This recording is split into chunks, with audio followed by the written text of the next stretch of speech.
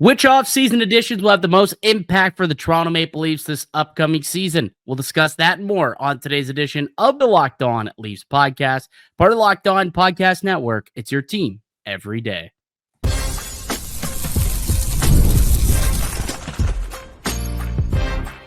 You're Locked On Maple Leafs, your daily podcast on the Toronto Maple Leafs, part of the Locked On Podcast Network, your team every day.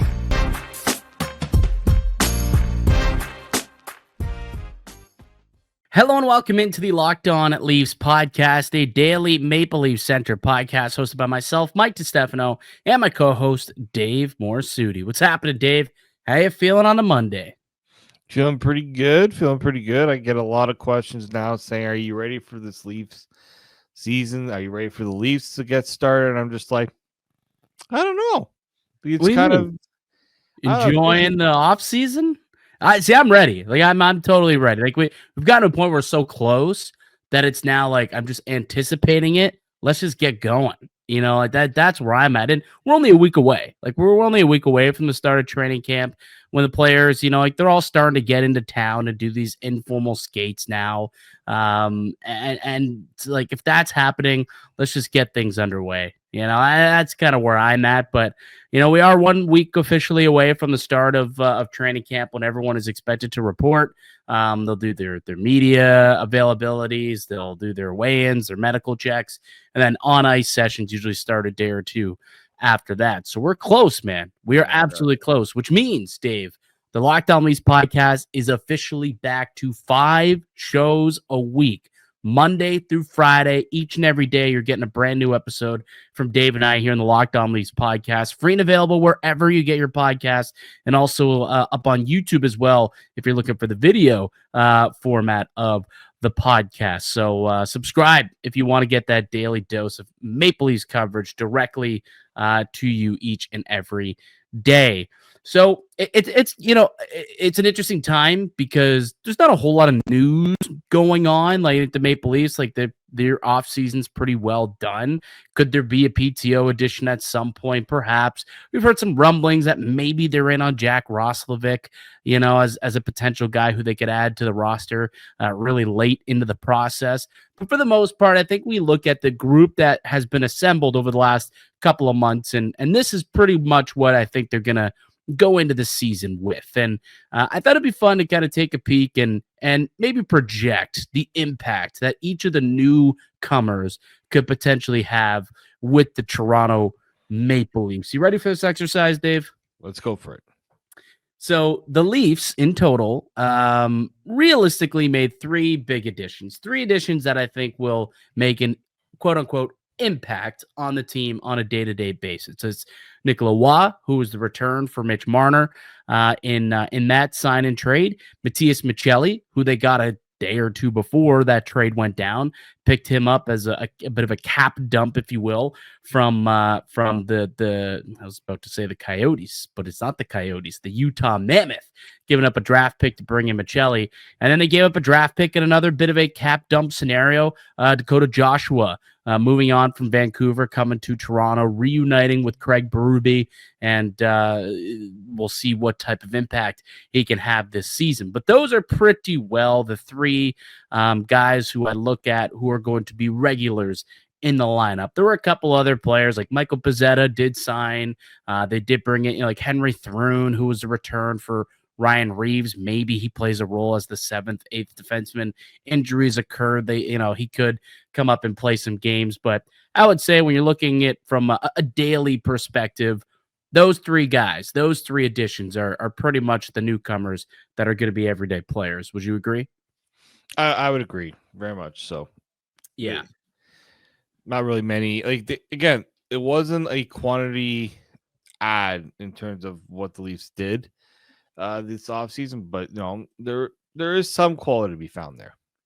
Oh, I think so. Like, I think all 3 of these guys are going to have some sort of impact. And the way the Maple Leafs want to play is they want to be able to roll 4 lines. You know, like obviously not roll them all completely equally, but you want to be able to roll out your third and fourth line, in situations and not feel bad about it, right? You look at what the Florida Panthers were able to do. Like, that was a 4-line team. They didn't feel bad about chucking out the fourth line against, Austin Matthews or Mitch Marner or William Nylander if they were stuck in a defensive zone. They felt good about it. And Toronto wants to build out that type of depth as well.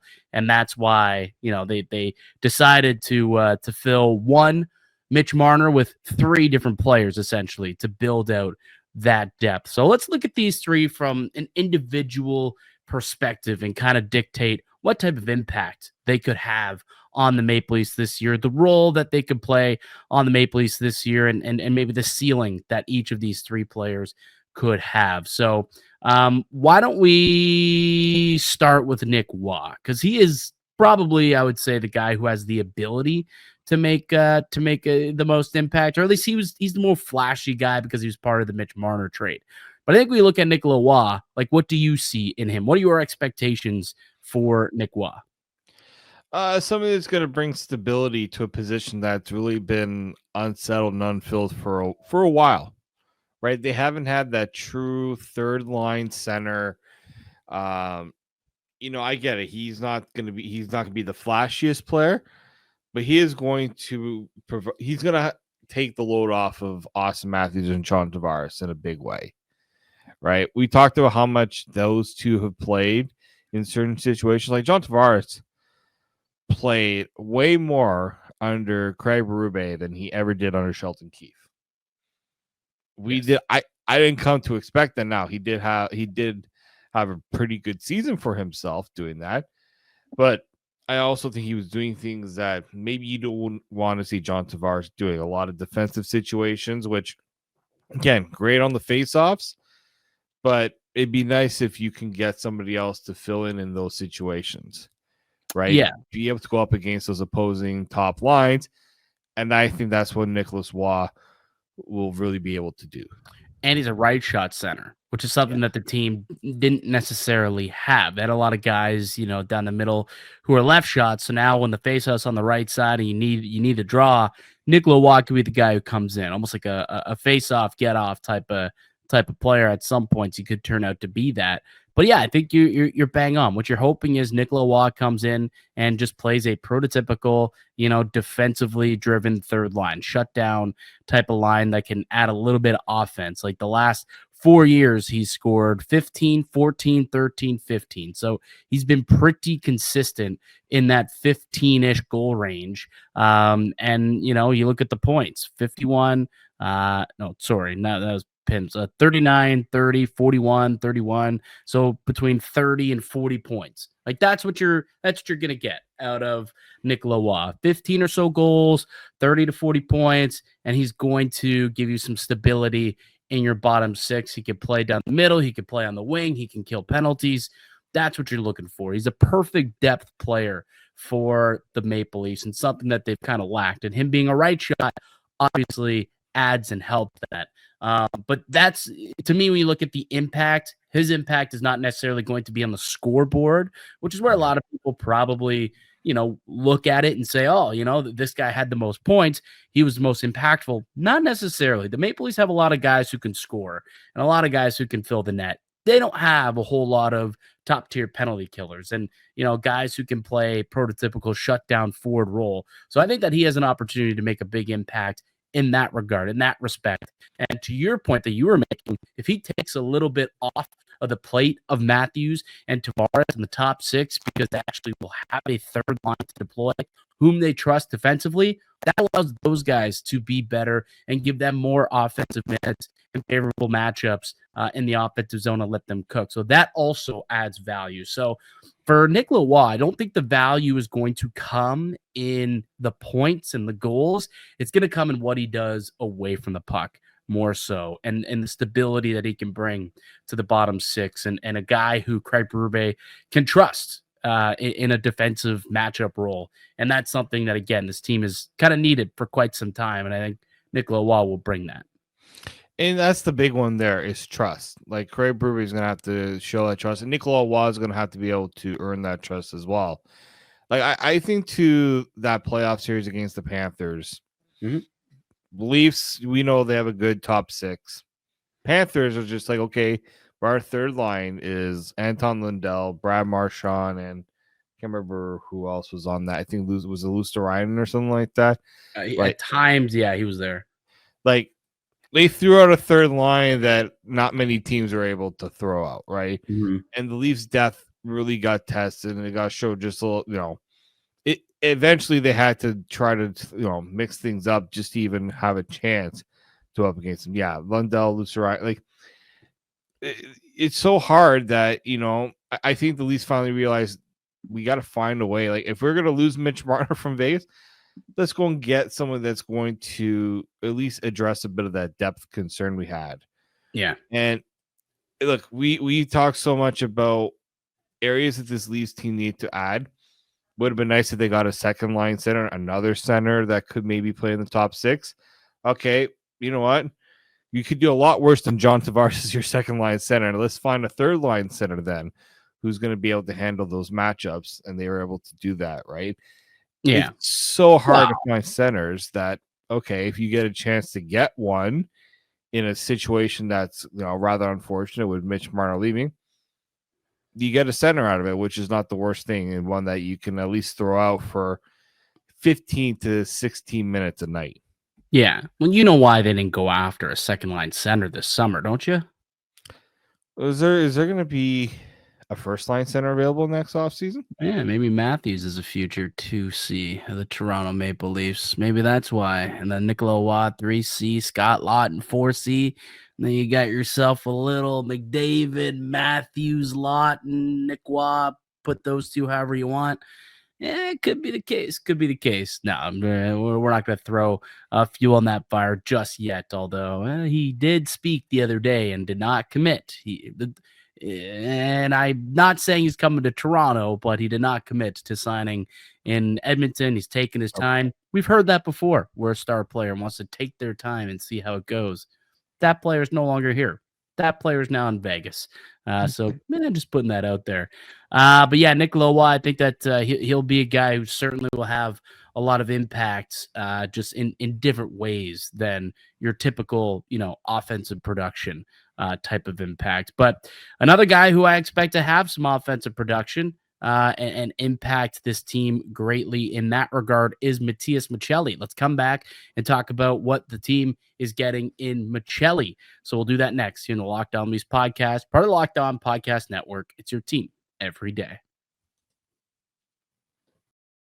The NFL season is here, and FanDuel is making sure you're ready for kickoff with a can't-miss offer. Right now, new customers can bet just $5, and if your bet wins, you'll get $300 in bonus bets to use across the app. I love using FanDuel. It fits however you want, whether you're betting on player props, building a same-game parlay, or even if you're going for some live bet action, they've got it all. It makes every game more exciting, whether you're watching your team or you're just keeping an eye on your fantasy lineup. It's quick, it's easy, and it's the best way to add just a little more energy to your Sundays. So you're ready to play? Download the FanDuel app by visiting FanDuel.com to get started. That's FanDuel.com to place your first $5 bet.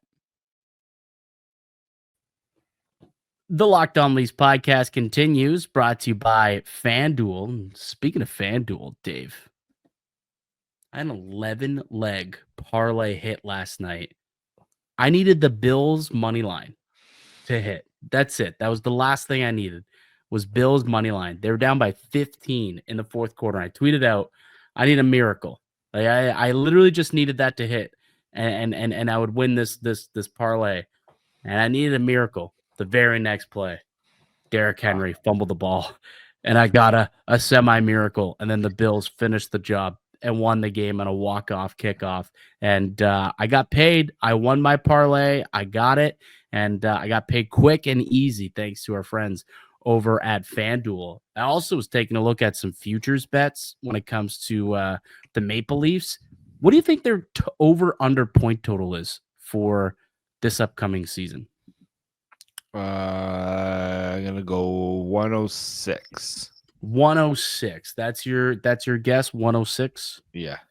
So the Maple Leafs have finished with 100 more points in 4 straight seasons. The last time they did not finish with 100 points was in the shortened year they only had 56. So since COVID, they've pretty much finished with 100 points or the equivalent of what would be 100 points or more in each of those years. And for some reason, FanDuel is not in love with the Maple Leafs this year because they have their over-under total set at 99.5 points this season. I think they blow past it. Like, I don't know if they're going to, get up to like 110 or anything like that. Like, you look at last year, they ended up with 108 points. I'm not sure they get there, but I think they could definitely get to 100, 101, 102, 103 points or so. I think that they can hit triple digits for sure.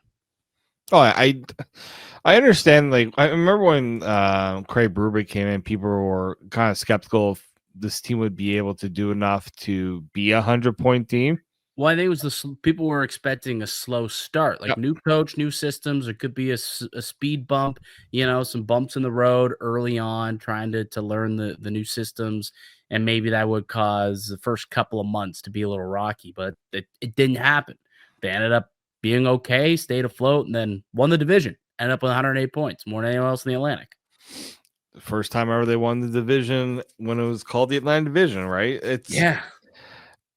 That's why, like, I think if you're looking for some potential betting for FanDuel, I still think this is a 100-point team.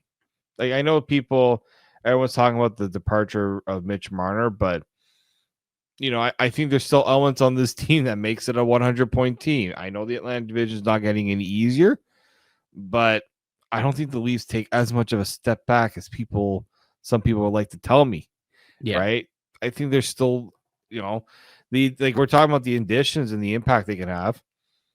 They might just be winning games a little bit differently. They might be doing it with depth rather than relying as much on the top six to get things done. Like, it's never a bad thing to kind of reinvent yourself a little bit, considering we talk so much about how things are normally ending the same way for this Leafs team. Yeah, reestablishing a new identity, and with Brendan Shanahan gone, and now you have Brad Treliving and his handpicked guy leading the way in Craig Berube. It seems like over the last 2 years, they've kind of changed the identity of this group, and the additions they made this summer with Nick Roy, Dakota Joshua, you start to understand what exactly they want to do with this group. And Mattias Michelli is another one of the players that they added this summer. So let's talk about what his impact can be with this Toronto Maple Leafs team. What are you expecting out of Mattias Michelli, Dave? I'm curious to see where exactly they want to put him in this lineup, because we talk about losing Mitch Marner.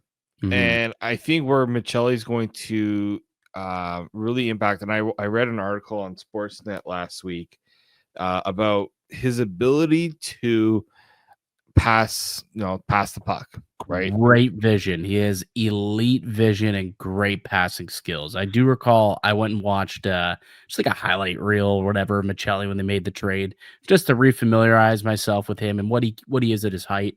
I always like to do that when they bring a new player. I know it doesn't show the bad in the player, but it's like, oh, right, that's what this guy could do. Mm-hmm. And this guy has just a couple of plays that are like wizardry, like the way that he can move the puck and the way that he sees the ice and cross ice feeds.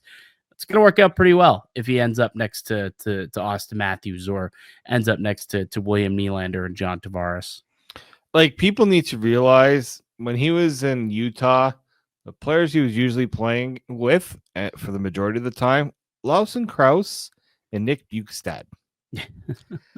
Something tells me that playing with a Austin Matthews, Matthew Knight might work a little better for him. Now, he did see his ice time go down in Utah, but I think they're also bringing in a lot of younger. They drafted a bunch of players that they would have playing fell out of favor. You just kind of fell out of favor there. New coach, new systems, new players, fell out of favor. Yeah, right. So I think that's part of it. I think you're going to see a player who, precise in passing, can get the pucks to the slot, which reminds me of a certain other player that used to play for this team. At worst, if it doesn't work with Matthews and Nyes, I think Tavares and Nylander can make it work for them potentially too. Like, I think one of those two lines is he will have an impact and getting the puck to the guys who can shoot the puck into the net. He sounds like more of a guy that's going to be a pass first, which again, we have seen a lot of that. I don't know if he's going to be too much of the take it himself and score. But I like the potential he has as a playmaker. Yeah, no, absolutely. I think he's a guy who you certainly look at and he can, pass the puck really well. You look at his first couple seasons in the league. Was first year okay, he 6 points in 23 games as a rookie, spent time in the American League before that though, 57 points in 47 games, but his first full year in the NHL, 11 goals, 38 assists for 49 points in 64 games. And then the following season, played all 82 games, ended up with 57 points, 17 goals, 40 assists that year with the Utah Mammoth at the time, the Arizona Coyotes, I suppose. And then last year he dropped off. Only played in 55 games, had just 8 goals and 18 points, and was a -13, the worst of his career. And I'm not quite sure what went so wrong for him, but he ended up tumbling down. Like you mentioned, his ice time was down like 2-3 minutes. He ended up being on the fourth line and found himself off the power play. But he's in a new system now. He's in a new spot. It's a fresh start for him, and he'll have an opportunity to impress. And what I like about him is, again, you look at the production that he had in those first 2 seasons, first 2 full years in the NHL, and you like what you see. You really do like what you see. Those 2 seasons, you look at his points per 60 at 5-on-5, 2.17 points per 60 at 5-on-5. That's ahead of Robert Thomas. That's ahead of JT Miller.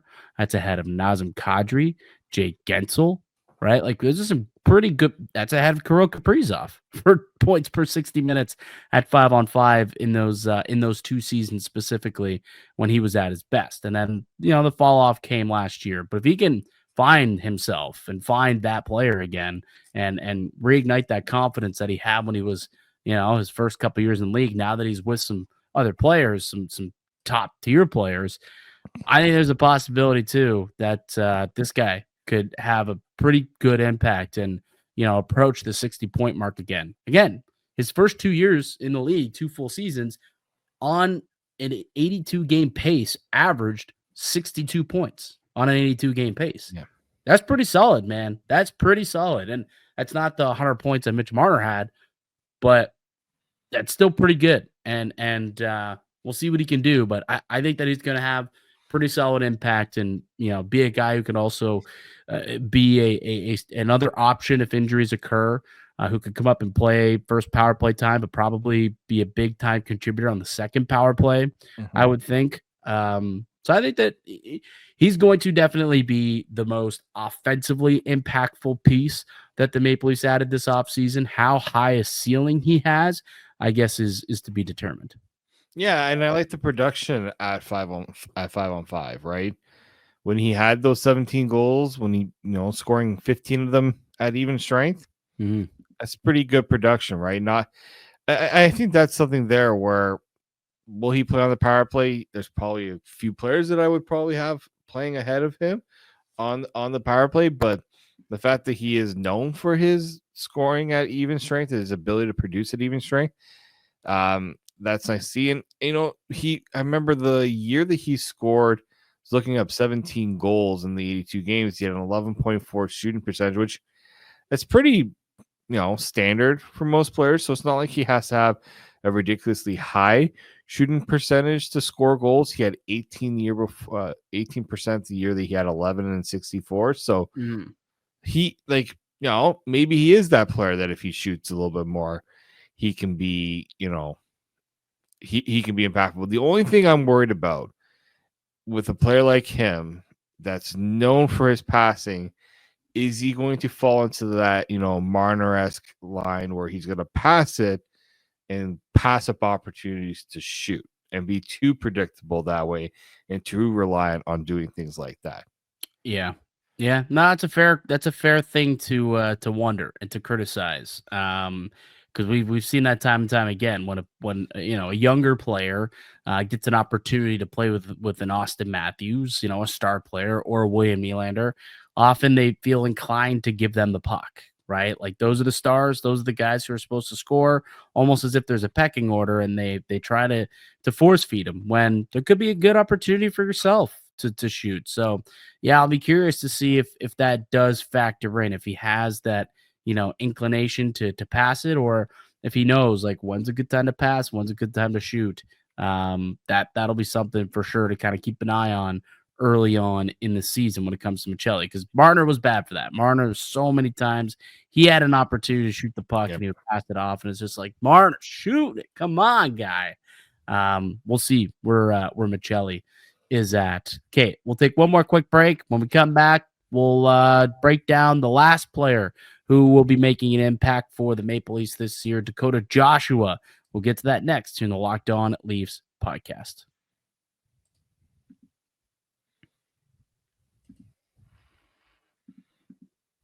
Welcome back into the Locked On Leafs podcast. Mike DiStefano, Dave Morassutti with you as always. A reminder, we're back to 5 days a week starting today. So we'll be back tomorrow and the next day and the next day and the next day and the day after that. 5 shows each and every week between now and next summer.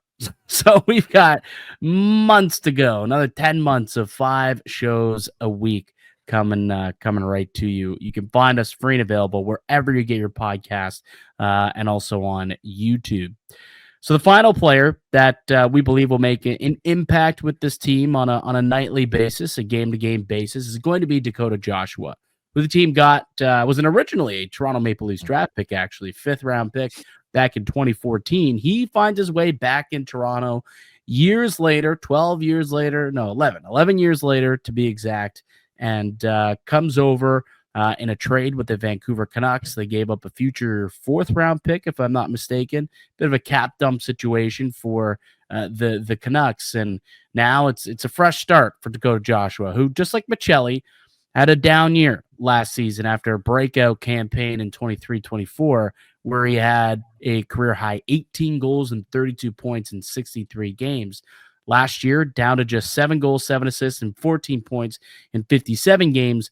But that was coming off of a testicular cancer battle, which he had to do last summer and early into the 24-25 season. So he did not get, any type of off-season training regimen to the standard that he would want to, or that he would needed to have done to, compete at the NHL level. And it probably took him a while to ramp up and get to be himself. Maybe it didn't even get to a point where he felt like himself last season. So the Maple Leafs hoping that he can kind of regain the form from 2 years ago when he was a power forward force, a forechecking god for the Canucks and under Rick Tocchet, and also had some big goals in the playoffs that year as well. What is your expectations for Dakota Joshua with the Leafs? He's kind of one that I'm going to be looking at the most because, he was on 590 a couple weeks ago, and he was talking about that cancer diagnosis, and just kind of when you get something like that, your focus totally flips. Yeah. You're not thinking about hockey at that rate. You're thinking about something that's changing your life in a big way. And he talked about it. It just had a mental toll on him, took a mental toll. And, I think it was January when he finally came, like you started to see, and he, I think he had a leg injury that forced him to miss 11 games too. So I think there's just so much that got compounded in one season that, like, I'm not calling this too much of a reset for him. Like some people say, change of scenery. I don't think it's a change of scenery. I just think getting himself back into, focusing on hockey again. Right. Yeah. After I think, like, in a situation where he's going to be coming to a team that doesn't have a lot of drama going on around it, because we know what happened in Vancouver last year and how much they had to blow up the team there. And I think this is the stability of what the Leafs can provide. I think, again, likely see him on the 3rd line there with Nicolas Roy. But I just think Craig Berube is going to get the most out of this player. I think he's somebody, I saw somebody put out like, can he be a Zach Hyman 2.0? I think that's let's hold a little bit on that, but I think there are some traits from Zach Hyman that you can see from Dakota Joshua. I think Joshua plays a heavier game. Yes. Zach Hyman plays more of a skilled game. Yeah. So I think they're two kind of different players. Like Dakota Joshua is kind of a prototypical like power forward winger, where Zach Hyman's more of just like a two-way guy, right? Like he's not gonna put the shoulder down. He's not, like that's not him. But is he someone who can skate well? He's got good size, right? He doesn't mind laying hits. He's a big time hitter, and he can forecheck. Relentless on the forecheck, and that's something that they're going to want from him, right? Chip the puck in, go after it, forecheck, cause a turnover in the offensive in the offensive end, and keep possessions alive, right? That's something that they're going to be wanting to see at Dakota Joshua. He's a good penalty killer too. He's not afraid to block shots and put his body on the line. So Joshua, I think, more so similar to Nicolas Roy. I don't necessarily think he's going to be a guy who's going to light up the scoreboard, probably, between 15 to 20 goals, at best. If he scores 20, I think you are laughing. You are extremely happy with that type of production from him. But yeah, anywhere from 15 to 20 goals, 30 to 40 points, and effective penalty killing, and a guy who you feel comfortable with in the defensive end, and someone who can also be aggressive on the forecheck. That's what you're going to get from Dakota Joshua. That's what you should expect from Dakota Joshua. So not quite, I don't expect him to be quite as impactful as the other two, like Nick Waugh and like Mattias Michelli, but I still think that he's going to be a valuable bottom six piece for this team. And the way he plays, though, he can play higher in the lineup if injuries occur, or if you want to mix things up a little bit. I can see a guy like Dakota Joshua, who at times did go up and play with Pettersson, did go up and play, with Brock Besser and some skilled players in Vancouver. He could be a piece that they move up the lineup if they want to shuffle things around and shake things up. He could be a guy who moves up and down a little bit. Yeah, and I just want to see how he plays against Florida, like the Panthers. We talk about the how aggressive the Panthers can be. Now they got players now that I think are going to push back. I think Waugh is going to be a guy that can push back. I think that Joshua is a guy that's certainly going to be able to push back. Like there's a bit, you can see how those players will identify better with what this Leafs team needs to go up against a team like Florida, because we know that that's the team that essentially becomes a measuring stick for you in this division. Yeah.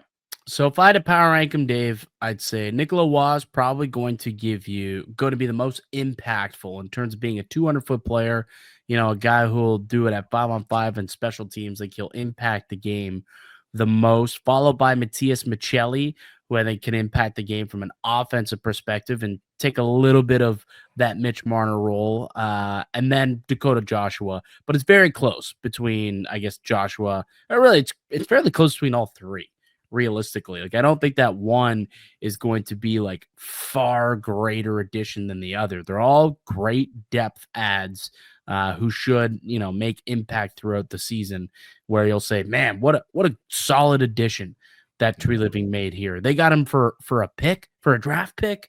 That's crazy. Or man, they were going to lose Marner for nothing, and somehow, they were able to get Nicolas Roy out of the deal. I don't know if anyone's going to look at it that way, but if you want a glass half full, you can look at it that way, I suppose.